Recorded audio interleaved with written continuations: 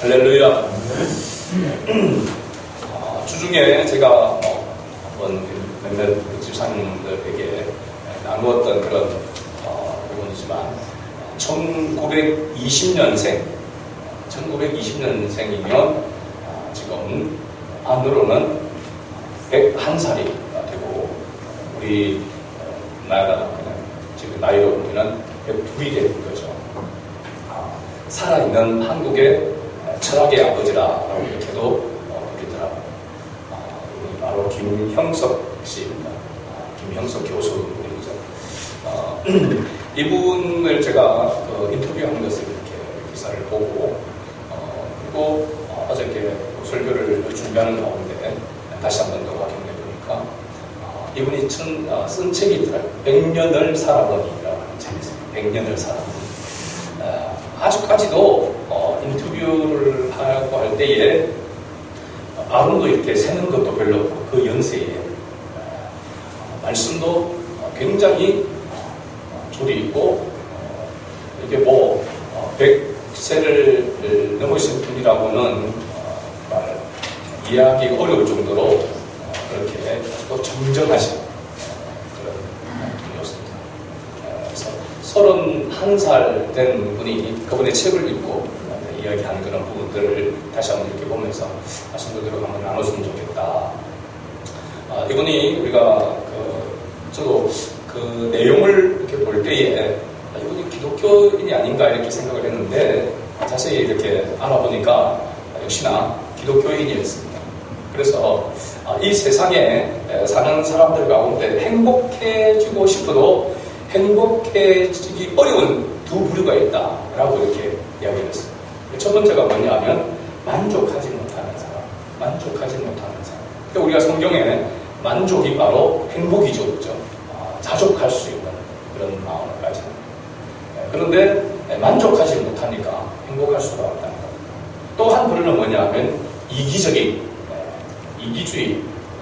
사람은 행복하지 못한다라고 하는 그런 이야기를 했습니다.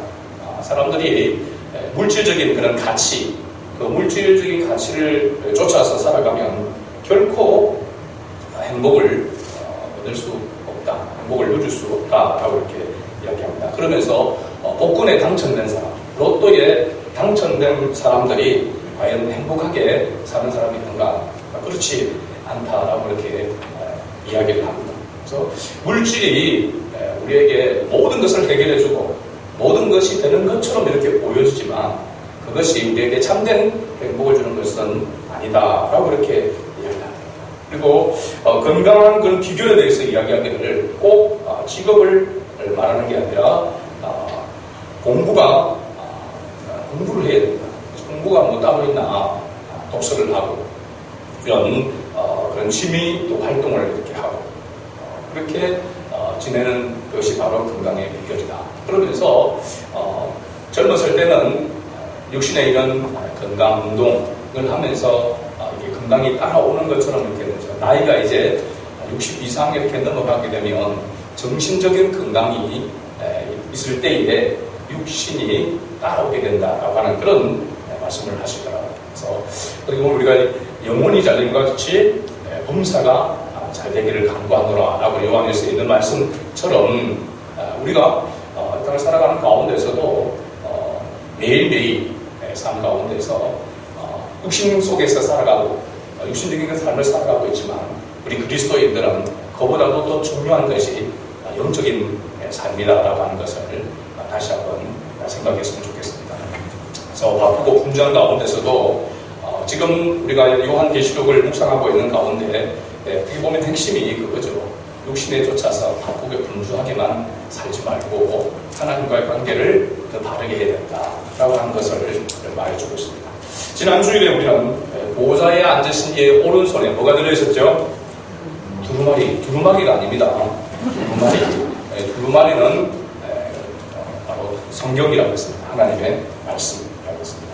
안과 밖으로 쓰여진 두루마리. 근데 그 두루마리가 7인으로 봉하여졌다라고 했습니다.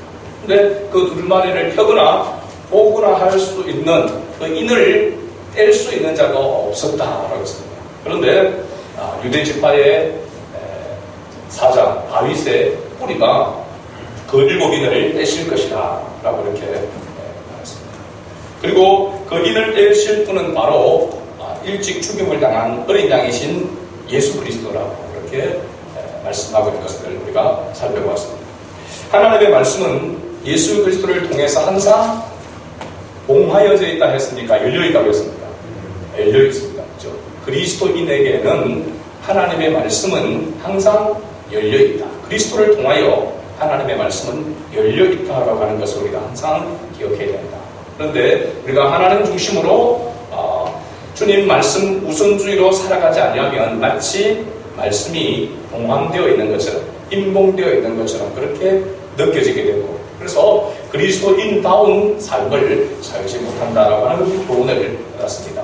지금 세상은 점점점 빨리 왕래하고 정보, 통신 기술, 또 AI, 인공지능 그런 시대 속에서 많은 지식을 사람들이 얻기를 원하고 또 빠르고 분주한 그런 삶을 살아가고 있는데 이러한 것이 우리에게 편리함을 주고 우리에게 삶의 어떤 윤택함을 준다고 할 수 있지만 이것이 하나님의 말씀을 가로막는 장애물이 될 수 있다라고 하는 이런 이유 끝 때문에 하나님의 말씀이 봉해줄 수 있다라고 하는 것을 우리 그리스도인은 항상 인식하고 매일 매 순간순간 하나님의 말씀을 가까이 하여서 하나님의 말씀이 항상 열려있는 그래서 말씀 속에 살아가는 그런 우리 성안의 가족 될 수 있기를 주의 이름으로 축복합니다. 아멘. 오늘 본문은 지난 주일에 이어지는 그런 내용입니다. 오늘 본문은 보면 지난 주일에는 봉인된 그 두루마리를 누가 그 인을 뗄 것인가에 포커스가 맞춰져 있었다고 한다면 오늘 본문은 봉인된 두루마리를 떼실 그분에 대하여 초점이 맞춰져 있습니다. 7절 말씀을 5장 7절 말씀을 다시 보면 그 어린 양이 나와서 보좌에 앉으신 이의 오른손에서 두루마리를 취하시니라. 아멘. 어린 양이 나와서 보좌에 앉으신 이의 오른손. 보좌에 앉으신 이가 누굽니까? 바로 성부 하나님을 말씀하고 있습니다. 그 오른손, 지난주에 말씀을 드렸죠. 하나님의 전능하신 힘, 하나님의 권능을 상징하는 그런 표현이라고 했죠. 그 두루마리, 하나님의 말씀이 있다고 했습니다. 그 어린 양은 바로 우리가 앞에서 6절에서 이렇게 살펴볼 때 일찍 죽임을 당한 것 같다라고 이렇게 했습니다. 일찍 죽임을 당한 것 같은 어린 양. 그래서 이 어린 양은 예수 그리스도를 상징한다라고 이렇게 말씀드렸습니다. 어린 양이 나와서 보좌에 앉으신 이의 오른손에서 두루마리를 취하셨다라고 하는 것입니다. 오늘 설교 제목이 두루마리를 취하신 어린 양이다 라고 이렇게 정하겠는데요. 핵심적인 단어가 오늘 뭐냐면 이 취하신이라고 하는 단어입니다. 취하신이라. 헬라어 원어로 보니까 람바노라고 하는 단어입니다. 람바다가 아니고 람바노라고 하는 단어입니다. 이 단어는 그냥 일상적인 그런 생활 속에서 사용하는 경우가 아니다라고 하는 사실입니다.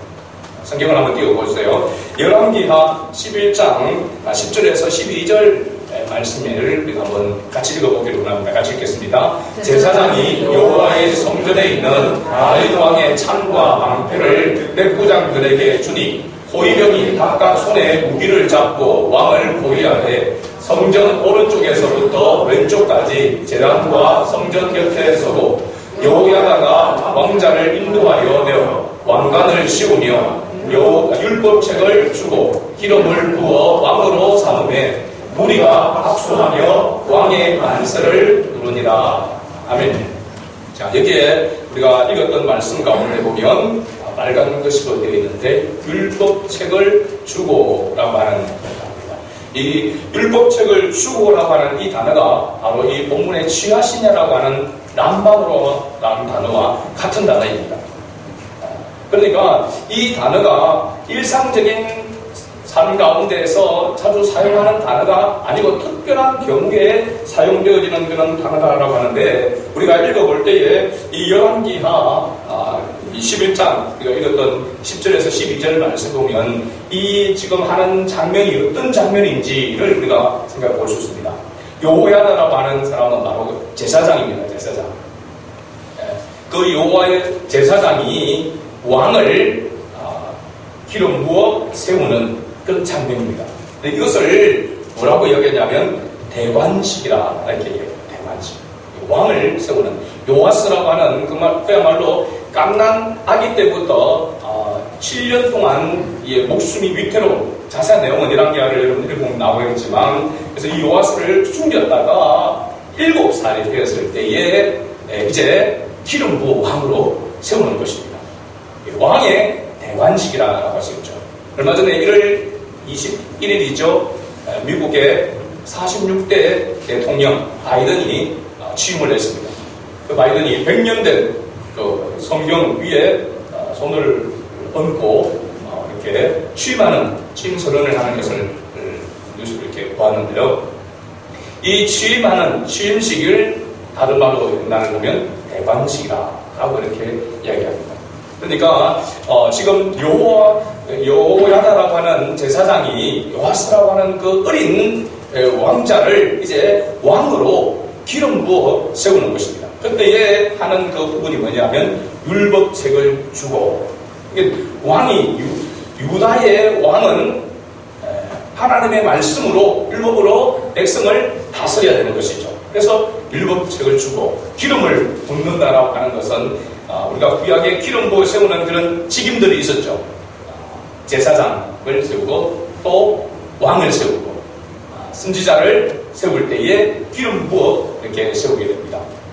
이런 모습을 통해서 이 취하시냐라고 하는 이 말이 바로 율법책을 주고라고 할 때에 그 주고라고 하는 단어와 같은 그런 의미인데 이 말은 뭐냐면 그 왕에게 이제 왕으로 세워진 그 사람이 그 나라를 통치할 모든 권위와 권세와 권능을 가진다는 것입니다.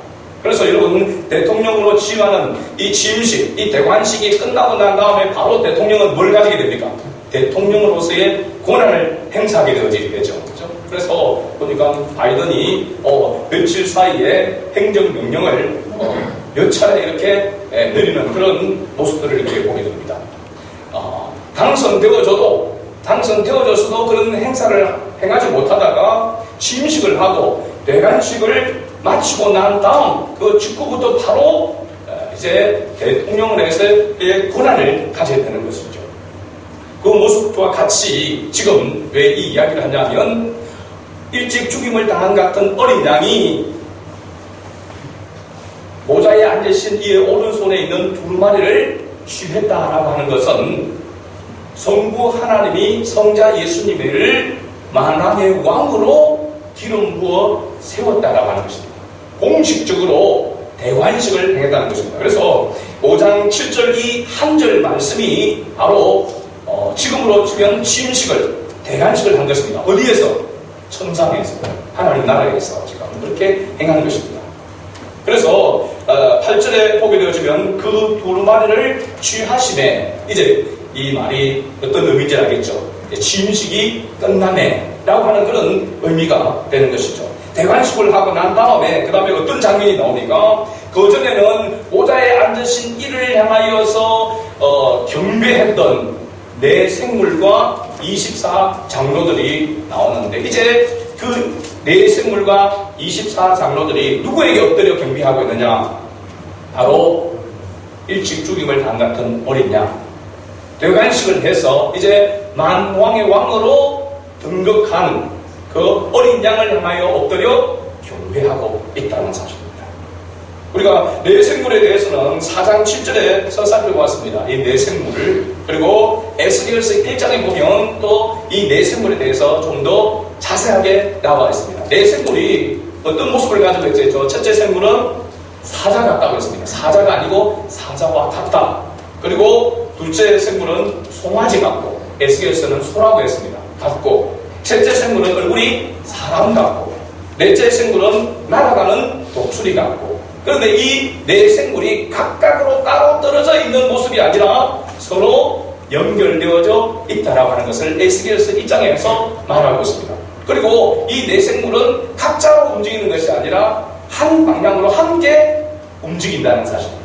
그러니까 서로 연하여 있다라고 하는 것이고 이 생물이 무엇을 상징하느냐? 바로 하나님의 심부름을 하는 천사를 상징한다라고 그렇게 말씀을 드렸습니다. 하나님의 심부름을 담당하는 천사들이라. 근데 그 모습을, 모양을 사도 요한이 보고 이렇게 표현을 했지만 실제적으로는 보면 그런 어떤 형상이 아니라 속성을 이야기하고 있고 특성을 이야기하는 사자의 그런 특성, 강하고 그런 또 송아지와 같이 헌신한, 희생하는 그런 모습, 사람 얼굴 같은 지혜로운 것을 말하고 날아가는 독수리와 같은 통찰력, 이런 것들을 가진 바로 영물이라고 할 수 있죠.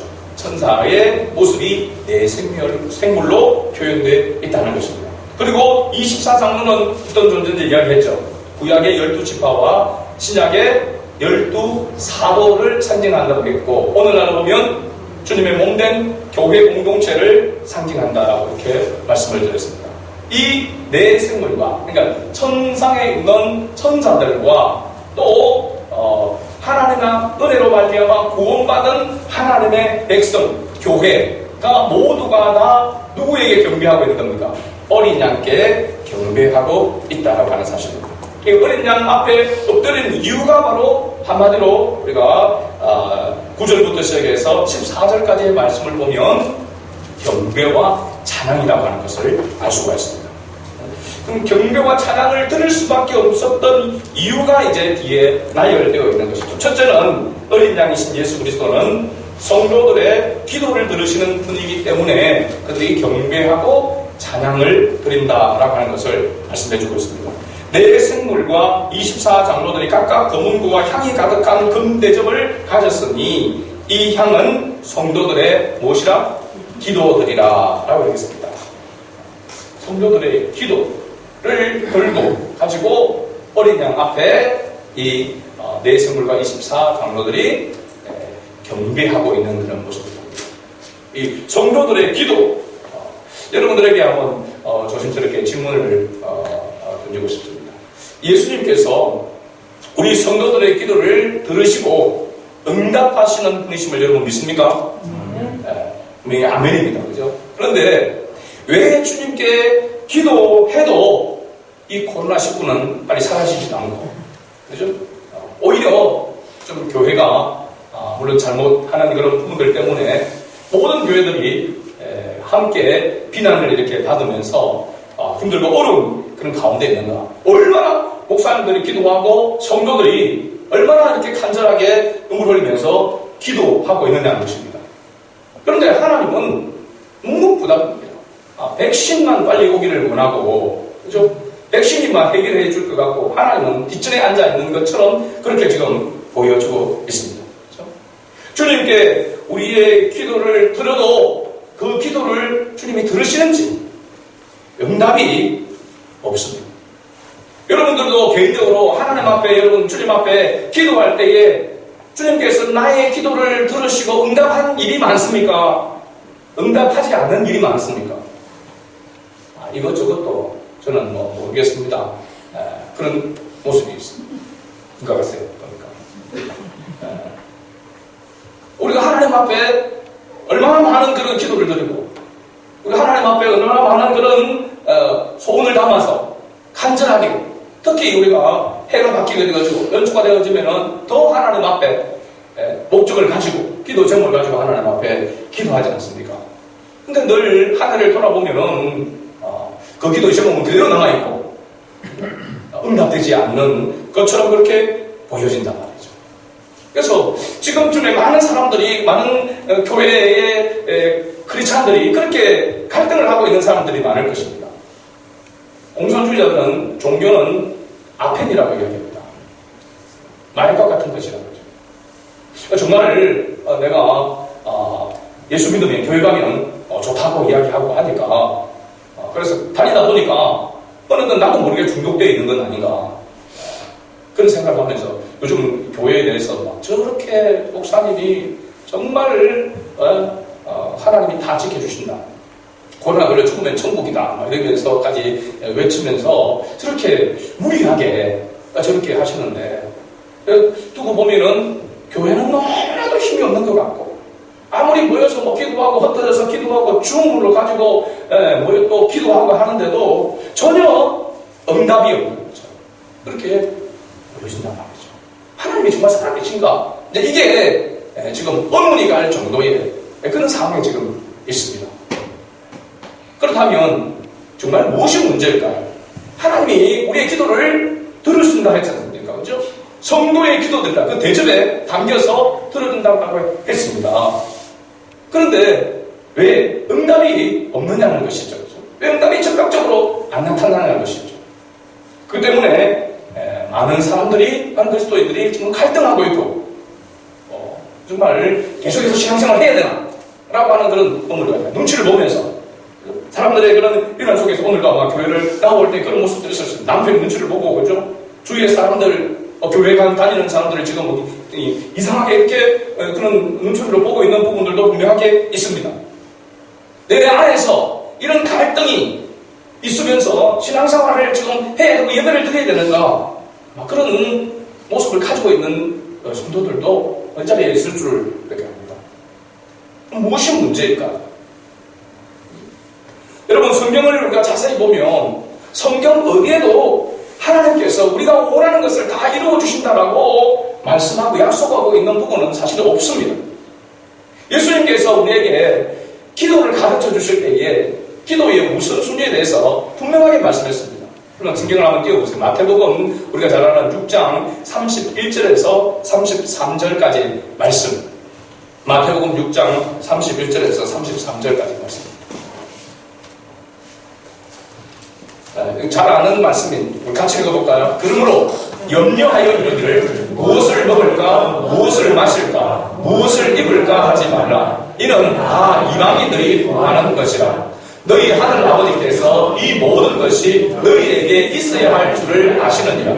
그런즉 너희는 먼저 그의 나라와 그의 의를 구하라. 그리하면 이 모든 것을 너희에게 더하시리라. 아멘.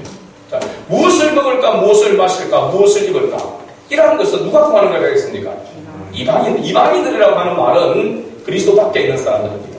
예수 믿지 않는 사람들을 이야기하고 있는 것이죠.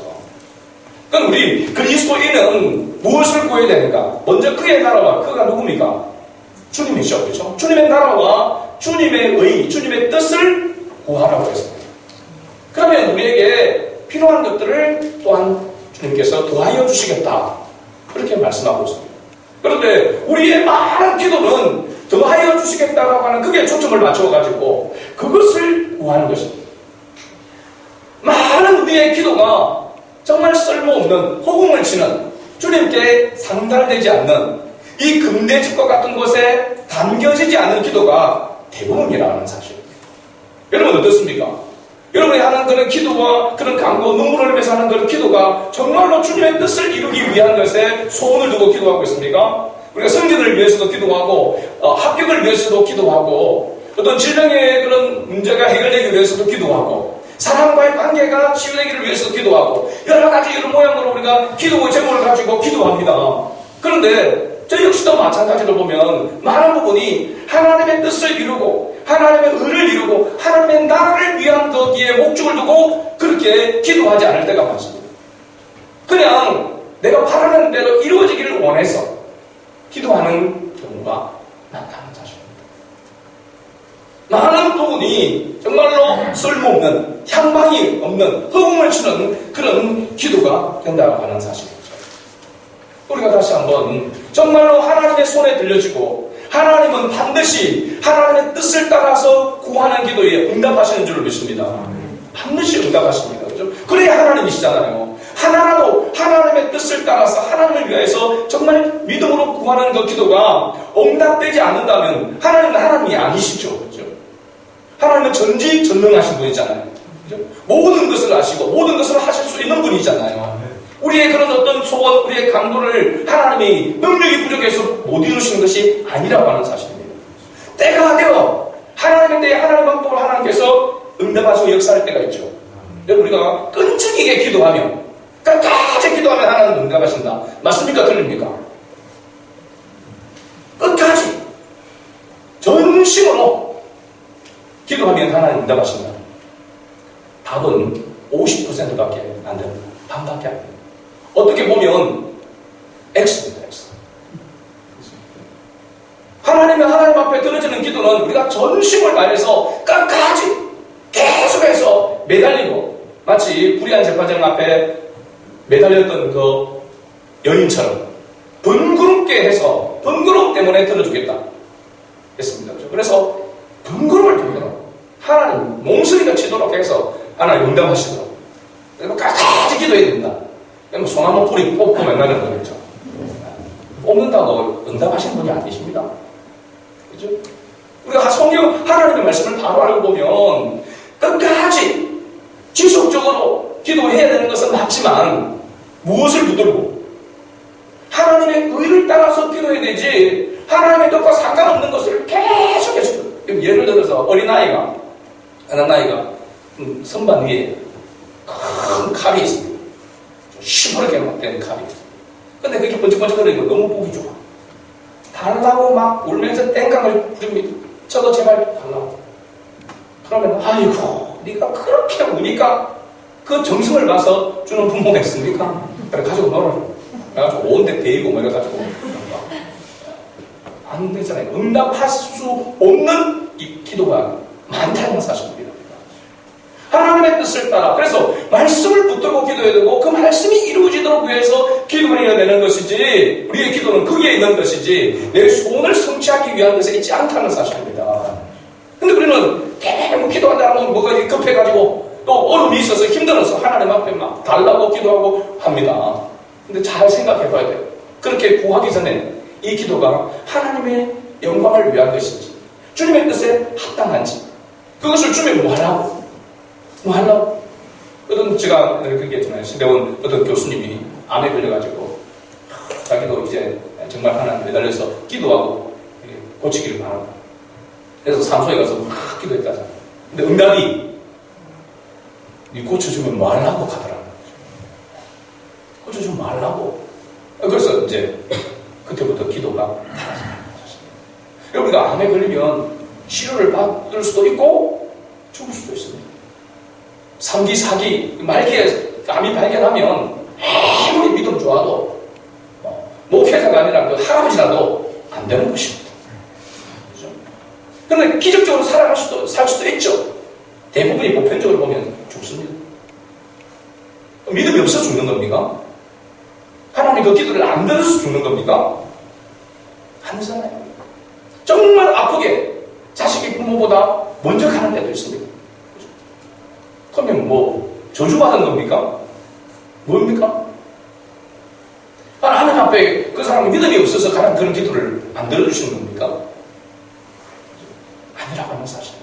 우리는 우리의 기도를 우리의 입장에서 우리의 주관으로 생각한단 말이죠. 주님은 그렇게 우리에게 기도를 가르쳐주지 않았습니다.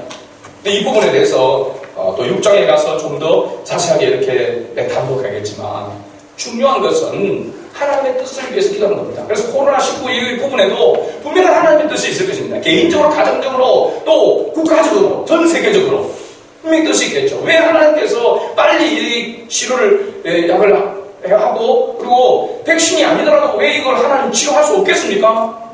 하나님 하시려면 얼마든지 치료할 수 있지 않겠습니까? 근데 왜 이렇게 자꾸 길게 가고 또 힘들어지는 그런 상황이 있을까요? 우리 그리스도인들은 이런 모습을 보면서 어떻게 해야 될까요? 세상 사람들은 막 원망하면서 불평을 한다 할지라도 우리 그리스도인은 어떤 마음을 가져야 될까요? 코로나 걸려서 죽으면 천국이지, 그렇게 하고 그냥 해야 됩니까? 어떻게 해야 될까요? 우리가 정말로 가슴을 치면서 해야 될 일은 뭐냐 하면 우리 자신을 살피는 겁니다. 이 육신의 질병보다도 더 중요한 것이 영적인 질병이잖아요.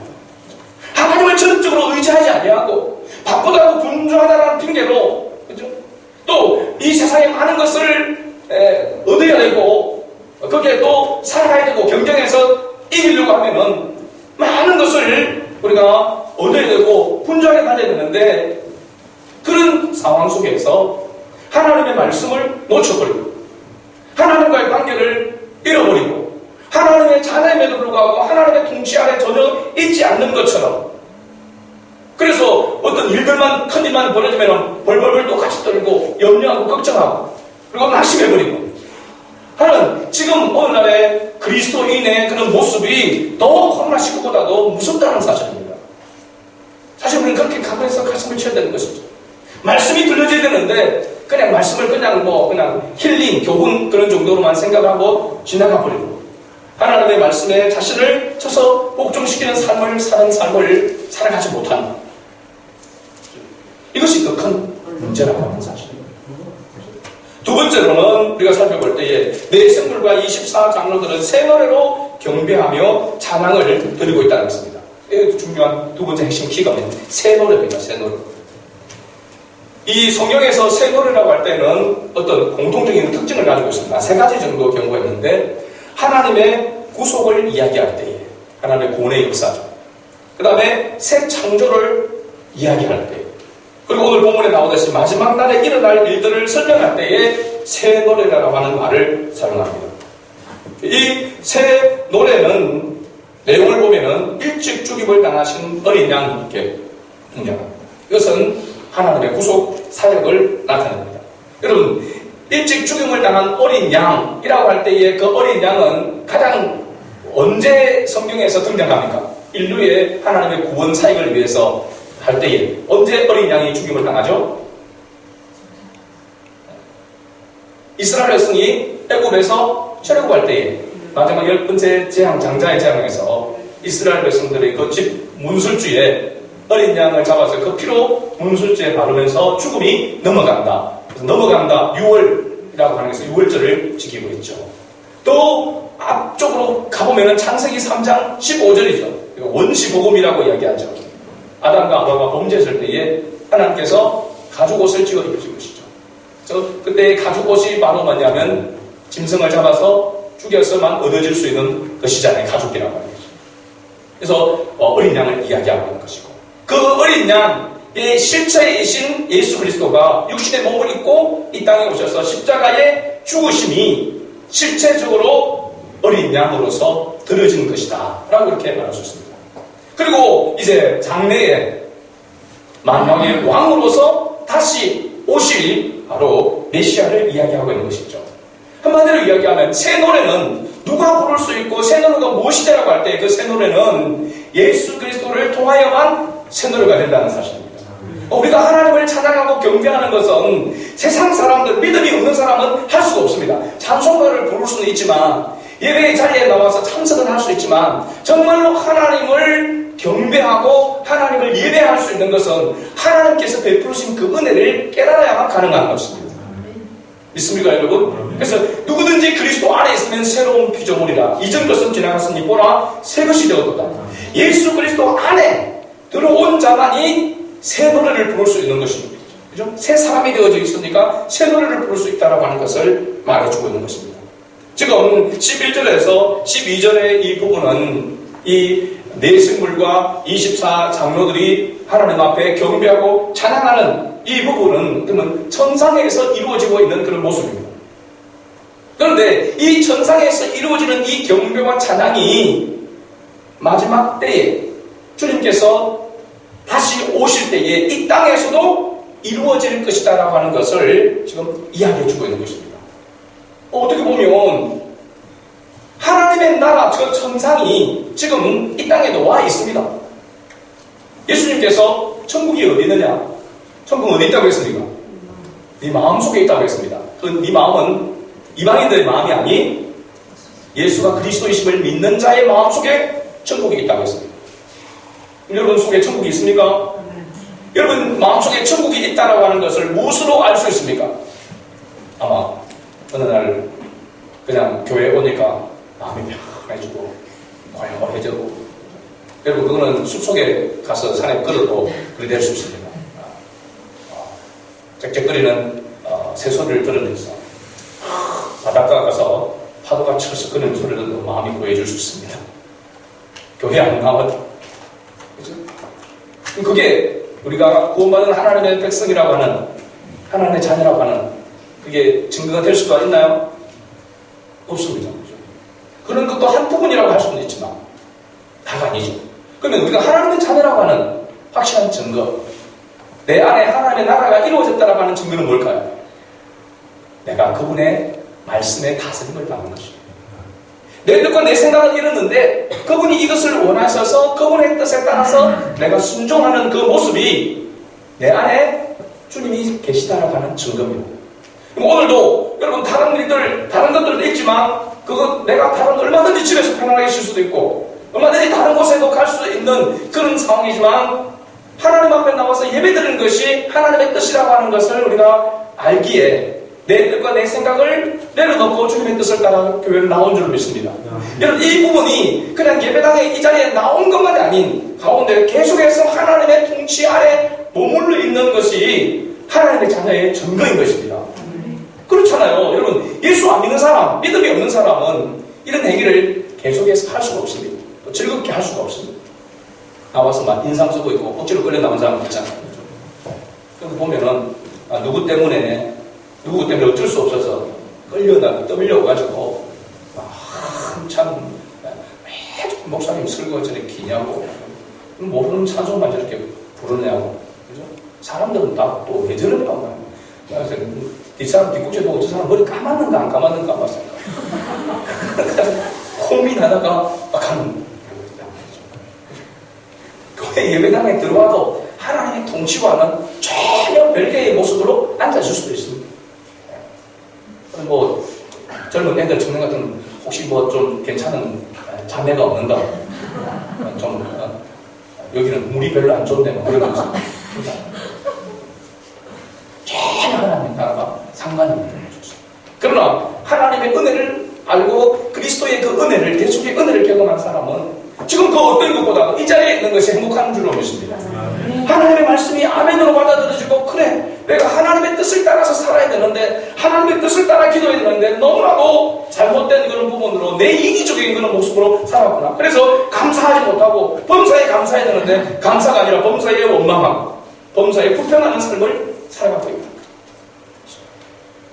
그것은 천상에 소망을 두고 있고 천상의 본 거지를 두고 있는 그리스도의 모습이 아니라고 하는 사실입니다.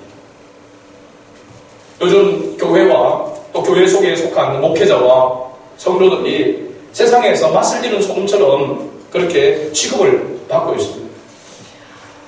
정부를 탓하고 코로나를 탓할 것이 아니라 이러한 현실 속에서 주님의 말씀을 가까이 하지 않고 예수 그리스도께 소망을 두지 않는 우리 자신을 탓하면서 가슴을 쳐야 합니다.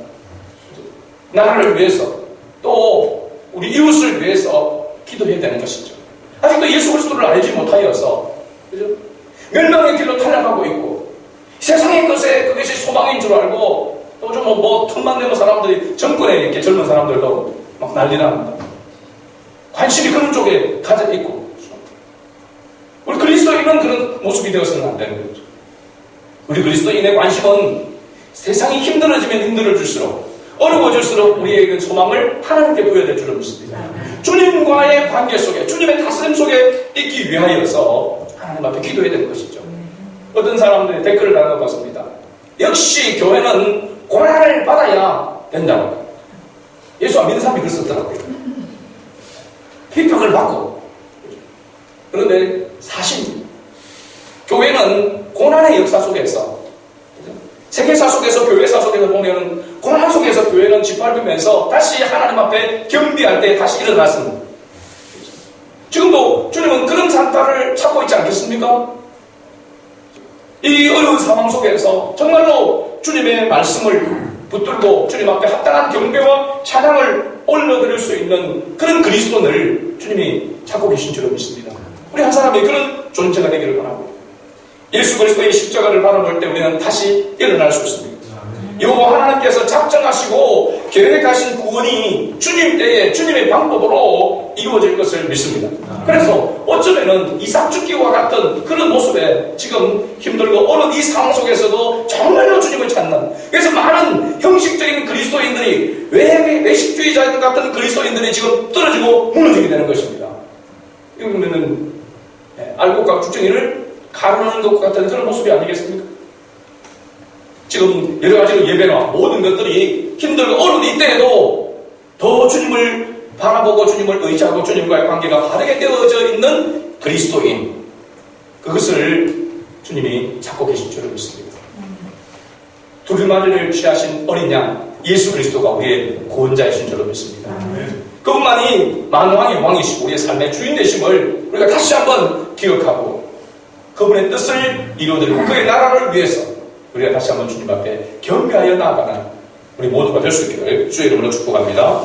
아멘.